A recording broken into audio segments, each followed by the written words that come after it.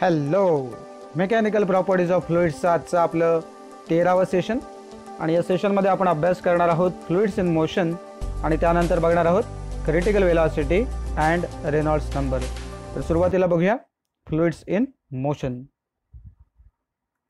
So सुरुवातीला एक definition बघूया. The branch of physics which deals with the study of properties of fluids in motion is called hydrodynamics. So फिजिक्सची अशी एक branch जी मोशनमध्ये असलेल्या फ्लुइड्सच्या प्रॉपर्टीजचा अभ्यास करते, अशी ब्रांच तिला आपण काय म्हणतो, हायड्रोडायनामिक्स. म्हणजे या हायड्रोडायनामिक्सच्या अंतर्गत आपण काय करणार आहोत, तर मोशनमधली जी फ्लुइड्स आहेत त्याच्या प्रॉपर्टीचा अभ्यास करणार आहोत. तर मोशनमध्ये असणारे फ्लुइड्स याच्या अंतर्गत आपल्याला माहिती आहे बऱ्याच गोष्टी येतात. आपल्या डे टू डे लाईफमध्ये आपण अशा बऱ्याच गोष्टी आपल्याला दिसतात. The flow of water through our taps, so नळाद्वारे येणारं पाणी. The flow of cooking gas through tubes, so cooking गॅससाठी लागणारा जो गॅस आहे हा सुद्धा पाईपलाईनच्या थ्रू आपल्या घरात येतो.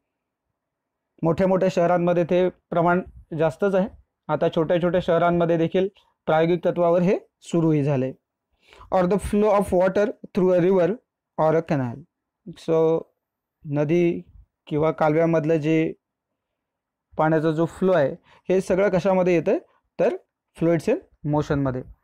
सो बेसिकली जर आपण विचार केला तर आपण आपला जो स्टडी आहे हा आयडियल फ्लुइड्ससाठी कन्सिडर करणार आहोत. सो तुम्हाला एक डायग्राम आहे ती दाखवतो आणि त्याच्यावरून आपण थोडंसं एक्सप्लेनेशन असं बघू. So consider the figure which shows a pipe whose direction and cross-sectional area change arbitrarily. The direction of flow of the fluid in the pipe is as shown. We assume an ideal fluid to flow through the pipe. So आपण अशी एक figure consider करतो. हा एक pipe आहे बघा, ज्याची direction आणि cross sectional area change arbitrarily, म्हणजे डायरेक्शन जी आहे ती बदलते आणि क्रॉस सेक्शनल एरिया सुद्धा बदलतोय. सो एक समान नाही आहे हा जो पाईप घेतलाय किंवा ट्यूब घेतली आहे तो एक समान नाही आहे. त्याच्यामुळे क्रॉस सेक्शनल एरिया चेंजेस हा कसाही बदललेला आहे. The direction of flow of the fluid in the pipe is as shown. So आपण डिरेक्शन दाखवलेली आहे.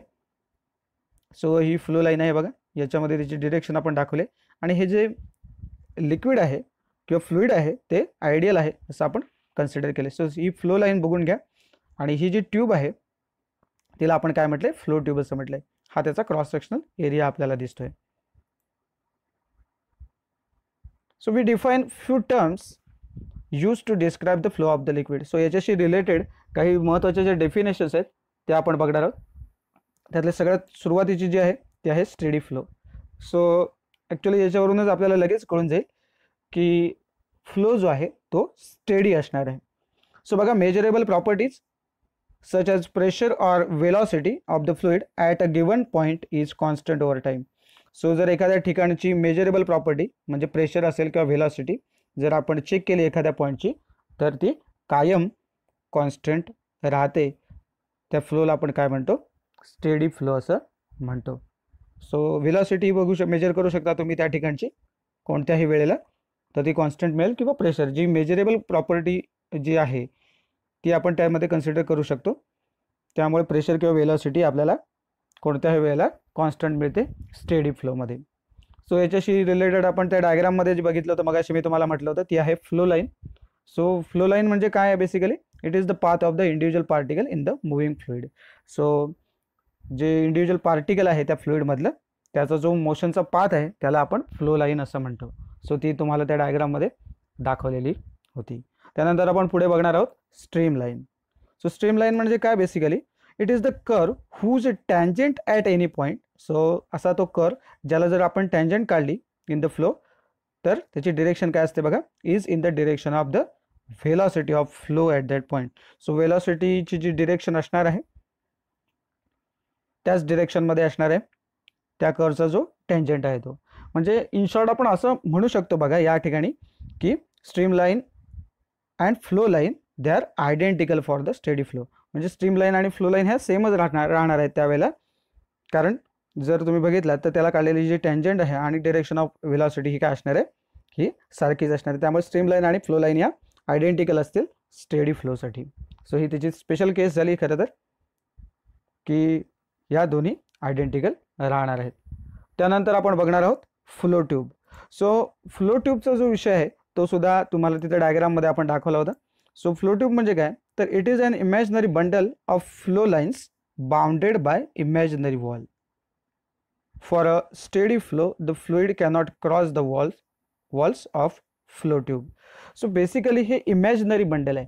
म्हणजे जसं की आपण नेहमी असं म्हणतो की लिक्विडची लेअर, तर काय लिक्विडची लेअर अशी वेगवेगळी आपल्याला ती बायफर्गेट करता येत नाही. म्हणजे जशी समजा सॉलिडची लेअर आहे, तर आपण समजा सुरी घेतली तर सुरीने त्या सॉलिडच्या लेयर्स आपण वेगवेगळ्या काढल्या.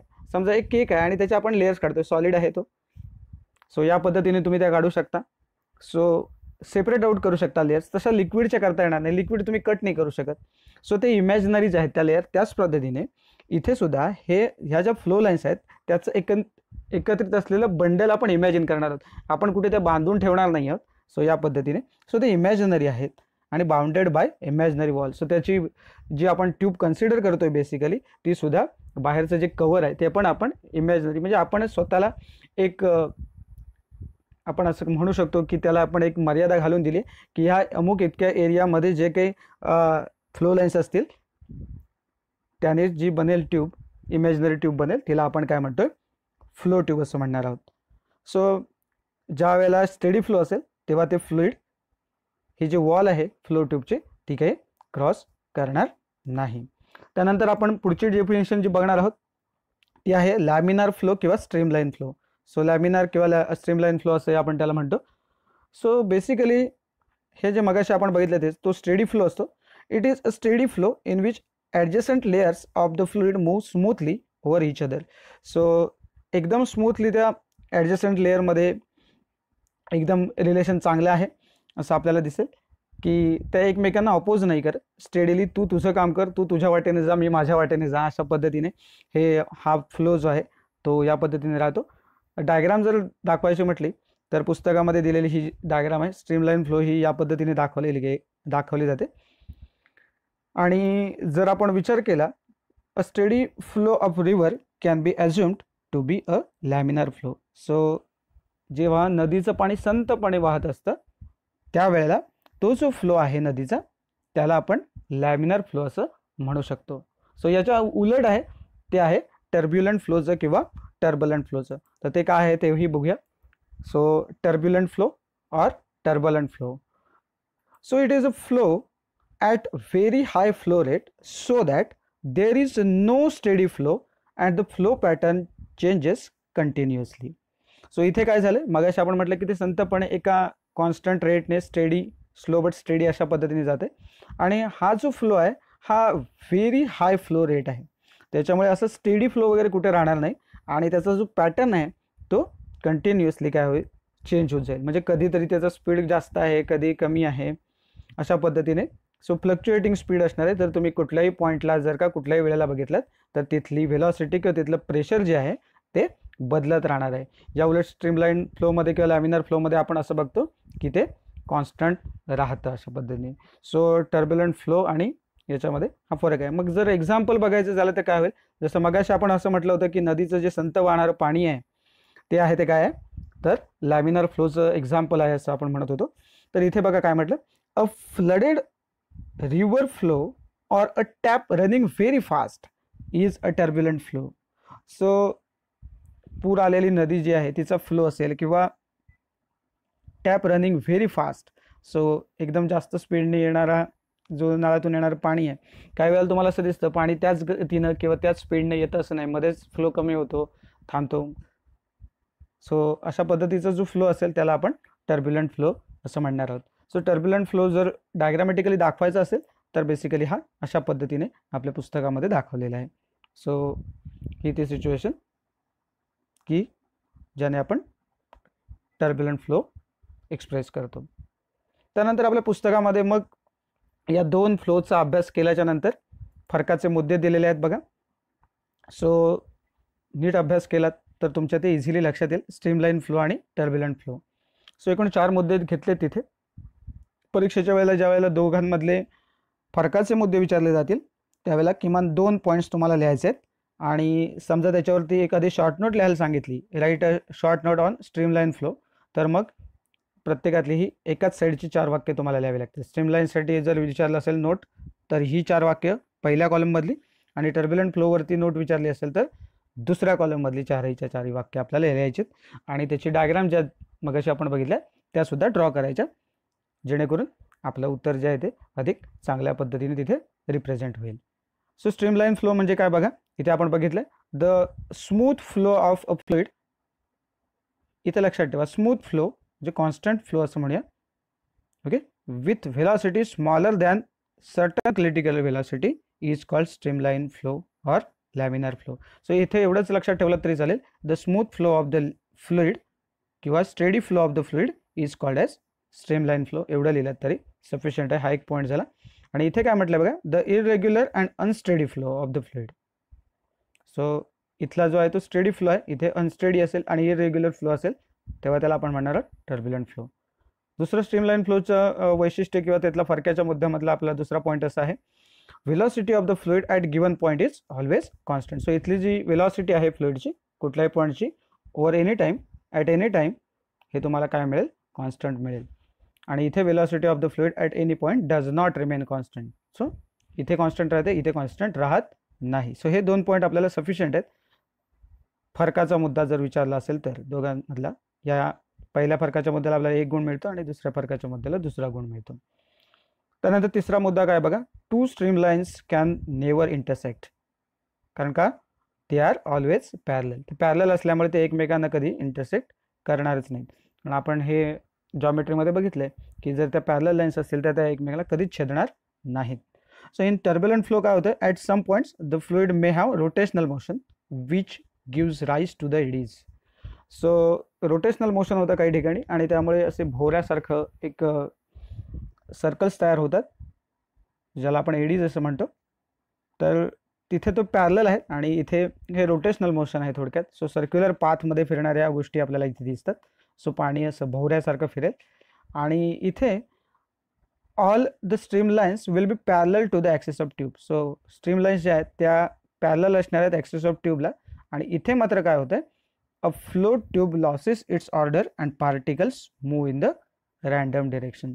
सो ते रँडम डिरेक्शनमध्ये फिरत असल्यामुळे हे जे काय आहेत टर्ब्युलंट लाईन्स ज्या आहेत आपल्या त्या काय असणार आहेत, पॅरलल नसणार आहेत, म्हणजे त्या रँडमली ओरिएंटेड असणार आहेत अशा पद्धतीने. सो इथे त्याची डिरेक्शन फिक्स आहे, parallel to the axis of tube, आणि इथे ते रँडमली कुठल्याही डिरेक्शनमध्ये जात आहेत. सो असं हे 4 फरकाचे मुद्दे आपण खरं तर बघितलेत. फरकाचे मुद्दे विचारले तर 2च मुद्दे लक्षात ठेवा, इकडे आणि इकडे 2-2 लाईन्स येतील, थोडक्यात अशा 4 लाईन्स येतील. आणि जर त्याच्यावरती शॉर्ट नोट विचारली असेल 2 मार्क्सला तर तुम्हाला एका कॉलममधले सलग 4 पॉईंट्स लिहावे लागतील with proper diagram. Okay. So यानंतर आपण बघूया आपलं पुढचं आर्टिकल जे आहे critical velocity and Reynolds number. So बघूया काय आहे ते. The velocity beyond which a streamline flow become turbulent is called critical velocity. So आता आपल्याला कळलंय की एका ठराविक वेलॉसिटीपर्यंत जो फ्लो आहे त्याला आपण स्ट्रीमलाईन फ्लो म्हणतो, आणि त्या पर्टिक्युलर वेलॉसिटीच्या वरती जर का वेलॉसिटी गेली तर तो जो फ्लो आहे तो टर्ब्युलंट फ्लोमध्ये कन्वर्ट होतो. त्या वेलॉसिटीला आपण काय म्हणतोय, क्रिटिकल वेलॉसिटी असं आपण म्हणतोय. सो जो रेनॉल्ड्स नावाचा जो सायंटिस्ट होता त्यानं क्रिटिकल वेलॉसिटीसाठी एक इक्वेशन तयार केलं जे आहे बघा, V C is equal to R N into eta divided by rho into D. So हा एक डायरेक्ट फॉर्म्युला इथे आपल्याला मिळालेला आहे, V C is equal to. So याच्यामध्ये याचे जे नोटेशन्स आहेत ती फक्त एकदा बघून घेऊया. वेअर बघा काय काय आहेत ते. V C is critical velocity of the fluid. So critical वेलॉसिटीला आपण व्ही सी असं म्हटलंय. त्यानंतर आहे रेनॉल्ड्स नंबर जो आर एनने आपण दाखवलाय. त्यानंतर आहे इटा, हा जो एन सारखा दिसतो आणि त्याचा पाय हळूच खाली खेचलाय बघा, इटा तो आहे कोएफिशियंट ऑफ व्हिस्कॉसिटी. त्यानंतर रो आहे डेन्सिटी ऑफ द फ्लुइड आणि डी आहे diameter of the tube. So या 5 ज्या आपल्या टर्म्स आहेत त्याची टर्मिनॉलॉजी काय आहे ती तुम्हाला इथे मी सांगितली. सो हा झाला VCचा फॉर्म्युला, म्हणजे क्रिटिकल वेलॉसिटीसाठी आपण हा फॉर्म्युला वापरू शकतो. तसंच आपण रेनॉल्ड नंबरसाठी जर बघायला गेलं तर रेनॉल्ड नंबरसाठी सुद्धा हाच फॉर्म्युला आपण रिअरेंज करू शकतो. कसं करणार बघा, हा RN इथेच राहील आणि या इकडच्या ज्या टर्म्स आहेत उरलेल्या त्या पलीकडे जातील. सो रोडी इथे डिनॉमिनेटरला आहे ते इकडे न्यूमरेटरमध्ये जाईल, म्हणजे VC इंटू रोडी होईल डिवाइड बाय इटा, हा जो वरती आहे इकडे न्यूमरेटरमध्ये तो इकडे डिनॉमिनेटरमध्ये जाईल. सो जर हेच इक्वेशन आपण रिअरेंज केलं तर काय होईल बघा. सो ते इक्वेशन आपण रिअरेंज करू. So rearranging above equation Reynolds number can be written as, आपण तो कसा लिहू शकतो बघा, RN is equal to VC rho D upon eta. So जर आपण नीट बघितलं आणि याचे डायमेन्शन्स जर चेक केले तर तुमच्या असं लक्षात येईल की याचे डायमेन्शन्स न्यूमरेटरचे आणि डिनॉमिनेटरचे हे सारखे येतील आणि तुम्हाला फायनली RN म्हणजेच रेनॉल्ड्स नंबर हा प्युअर नंबर मिळेल. आणि प्युअर नंबरला कधीही SI युनिट किंवा डायमेन्शन्स नसतं. आणि त्यामुळे हे MCQला कदाचित विचारलं जाऊ शकतं की which quantity is unitless or dimensionless, आणि त्याच्यामध्ये रेनॉल्ड्स नंबर ही क्वांटिटी असू शकते. सो हा जो RN आहे म्हणजे रेनॉल्ड्स नंबर आहे, त्या एक्सपेरिमेंटली त्याने काय प्रूव्ह केलं बघा. So it is found that for RN less than 1000 the flow of the fluid is streamline. Okay, so हा जर रेनॉल्ड नंबर हा 1000 पेक्षा कमी असेल तर तेव्हा तो जो फ्लो आहे फ्लुइडचा त्याला आपण स्ट्रीमलाईन फ्लो असं म्हणू शकतो. आणि जर हा RN ग्रेटर दॅन 2000 असेल, 2000 पेक्षा जास्त असेल, तर त्या फ्लोला आपण काय म्हणणार आहोत, टर्ब्युलंट फ्लो असं म्हणणार आहोत. आणि याच्या बरोबर मधली केस म्हणजे जर काही RNची व्हॅल्यू ही 1000 आणि 2000च्या मध्ये असेल तर the flow of fluid becomes unsteady, that is it changes from streamline flow to a turbulent flow. म्हणजे आपण असं म्हणू शकतो की 1000 किंवा 1000 पेक्षा कमी असेल तो अंक रेनॉल्ड्स नंबरचा, तर आपला फ्लो जो आहे तो स्ट्रीमलाईन आहे. 1000 ते 2000च्या मध्ये असेल तर स्ट्रीमलाईनकडून तो टर्ब्युलंट फ्लोमध्ये ट्रान्सफर होणार असेल, अशी ती सिच्युएशन असेल. सो ती एक प्रोसेस आहे streamline flow to turbulent flow. याच्यामध्ये आपला RN म्हणजेच रेनॉल्ड्स नंबरचा जो अंक आहे तो 1000 ते 2000 असणार आहे. आणि ज्या वेळेला 2000 पेक्षा जास्त असेल रेनॉल्ड्स नंबरची व्हॅल्यू तेव्हा फ्लो काय असणार आहे, टर्ब्युलंट असणार आहे. सो या 3 केसेस आहेत. तर हा फॉर्म्युला आपण बघितला इथे आपल्याला समोर जो दिसतोय तो रेनॉल्ड्स नंबरचा फॉर्म्युला, आणि त्याच्या आधी आपण जे बघितलंय ते क्रिटिकल वेलॉसिटीचा फॉर्म्युला तो आपल्याकडे अवेलेबल आहे. तर आजचा जो होमवर्क आहे तुमच्यासाठी तो याच फॉर्म्युल्यावरती देतो. एक सिंपल न्यूमरिकल तुमच्यासाठी होमवर्क म्हणून देतोय. तर बघूया आपलं आजचं होमवर्क काय आहे ते. The water is flowing through the cylindrical tube of diameter 2 meter. If coefficient of viscosity is 200 Newton second per meter square and Reynolds number is 1000, find the critical velocity of the water. आणि ब्रॅकेटमध्ये दिलं आपल्याला density of water is equal to 1000 kg per metre cube. आता आपल्याला माहिती आहे की बऱ्याचदा काय होतं की जी डेन्सिटी आहे मी आता हे तुम्हाला आपल्या SI युनिटमध्ये दिली, काही वेळा ते वेगळ्या पद्धतीने लिहिलेलं असतं 1 ग्रॅम पर cc वगैरे, तर ते तुम्हाला SI युनिटमध्ये कन्वर्ट करावं लागेल. सो इथेच मी डायरेक्टच दिलं आहे त्याच्यामुळे काही प्रश्न येणार नाही. सो सगळ्या ज्या व्हॅल्यूज आहेत त्या तुमच्या समोर आहेत. आपल्याला माहिती आहे VCसाठी आपल्याला एकूण ज्या गोष्टी लागणार आहेत त्या 4 गोष्टी लागणार आहेत. RN लागतो, त्यानंतर इटा लागतो, इटा म्हणजे विस्कॉसिटी, ते बघून घ्या तुम्ही सिम्बॉल का कुठचे कुठचे कशासाठी वापरले ते. मग अशा आपण जेव्हा क्रिटिकल वेलॉसिटीचा जो फॉर्म्युला लिहिला त्याच्यामध्ये सगळी नोटेशन्स लिहिली आहेत आपण कशाला आपण काय काय लेटर्स वापरले आहेत ती, आणि त्या पद्धतीने गिव्हन काय काय आहे ते 4 गोष्टी ज्या तुम्हाला दिल्या आहेत बघा. इथे डायमीटर दिसतोय तुम्हाला, त्याच्यानंतर विस्कॉसिटी दिसते, रेनॉल्ड्स नंबर दिसतो, इव्हन डेन्सिटी दिसते, म्हणजे 4ही गोष्टी दिल्या आहेत तुमच्याकडे. आणि तुम्हाला फक्त critical velocity of the water काढायला सांगितली आहे. फक्त उत्तर काढल्यानंतर त्याचं SI युनिट लिहायला विसरू नका. आता वेलॉसिटी कशात मेजर करतात हे तुम्हाला माहिती आहे, त्यामुळे ते प्रॉपरली त्याचं SI युनिट लिहा आणि न्यूमेरिकल सोडवा. एकदम सोपं इझी आहे. 1 मार्काच्या त्या पॅटर्नमध्ये सुद्धा तुम्हाला कदाचित हे न्यूमेरिकल मिळू शकेल किंवा इव्हन MCQ मध्ये सुद्धा मिळू शकेल, इतकं इझी आहे. MCQ मध्ये जे न्यूमेरिकलचे क्वेश्चन्स आहेत त्याच्यामध्ये सुद्धा अशा पद्धतीचा हा MCQ म्हणून पण येऊ शकतो, 1 मार्क क्वेश्चन म्हणून पण येऊ शकतो किंवा 2 मार्काचं न्यूमेरिकल म्हणून सुद्धा येऊ शकतं. सो त्या पद्धतीने विचार करा आणि आत्ताचं हे जे न्यूमेरिकल आहे हे व्यवस्थित सोडवा.